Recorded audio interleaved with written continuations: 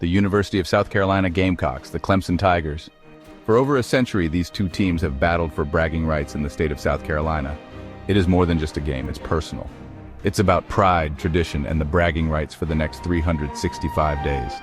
The rivalry is one of the fiercest in college football. It dates back to 1896. The game is known as the Palmetto Bowl. It's a game that divides families and unites entire communities. The rivalry began with a contentious start. Clemson's coach, Walter Riggs, had previously coached at South Carolina.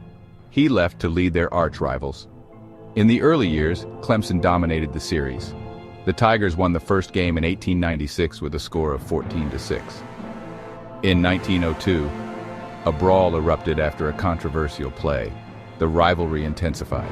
The series was suspended for several years. It resumed in 1909. The passion and intensity remained. The rivalry has seen its share of memorable moments. One such moment was the 1958 brawl. Both benches cleared. The fight spilled onto the field. It took police intervention to restore order. In 1977, the catch happened. It sealed a last-minute victory for Clemson and a trip to the Gator Bowl. In 2000, the catch part 2 happened. Or, as South Carolina fans more likely recall, this was also known as the push-off game. With the exception of a 5-year win streak for the Gamecocks under the command of the old ball coach Steve Spurrier, Clemson has pretty much dominated the rivalry with a record of 73 wins and 43 losses. Hammer, meet, nail. Ouch. Even as a lifelong Gamecock fan, I must tip my cap to the upstate rivals. More recently, the Tigers have won 7 straight, continuing their dominance. However, every game is a battle. The rivalry is deeply ingrained in South Carolina culture. It transcends sports. It's a common topic of conversation. It's a source of pride for fans of both teams. The game is a social event.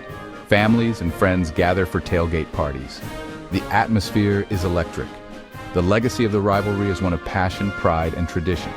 It's a reminder of the power of sport to unite and divide. The rivalry is passed down through generations. The intensity remains.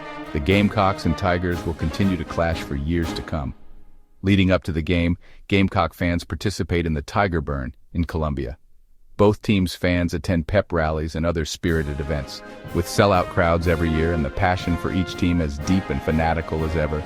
This will forever be one of college football's greatest rivalries, and we are lucky enough to participate right here in the real Carolina.